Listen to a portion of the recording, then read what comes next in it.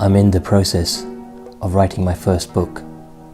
It's an historical fiction, a story of friendship between two men from two different worlds, a Turkish Muslim and an Irish Catholic. The story is set in 1847, when the Ottomans helped the Irish during the Great Famine. Sultan Abdul-Majid decided to send £10,000 to Ireland. He was advised not to by British diplomats, as Queen Victoria had only donated £2,000. The Sultan agreed and sent only £1,000.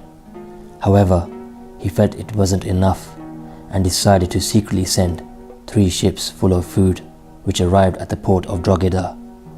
It's an historical event which is often overlooked. Hence, I've taken a keen interest in this story, the Ottomans' untold story. While reading books and using the internet for research is a great step in the right direction, I believe for an historical fiction, visiting the places I'm writing about is an excellent way to become fully immersed in the story. So I first traveled to Turkey, visiting the heart of the Ottoman Empire, the city of Istanbul. I visit the Sultan Ahmed Masjid, more famously known as the Blue Mosque. It was the focus of spirituality and contemplation for the Sultan and the people, an integral part of the Ottoman society.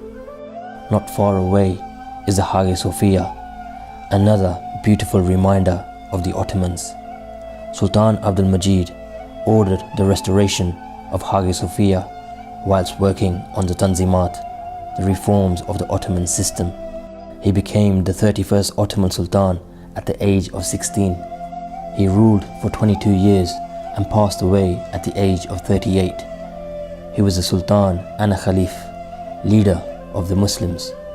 He spent most of his time here in the Topkapi Palace, where he grew up and eventually ruled from. Many of the Ottoman Sultans would rule from this residence. My next destination is Ireland. I arrive in Dublin and make my way to the Irish Famine exhibition. This is a well-organized and informative exhibition which aims to give a clear perspective on the causes and effects of the Great Famine. The exhibition has 50 posters with pictures and a 15-minute video at the end.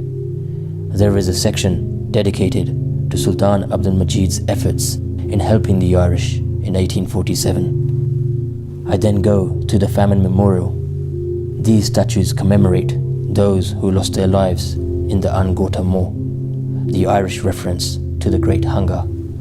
Over 1 million people died and 1 million emigrated, mainly to North America. The cause of famine is blamed on a potato disease, commonly known as potato blight.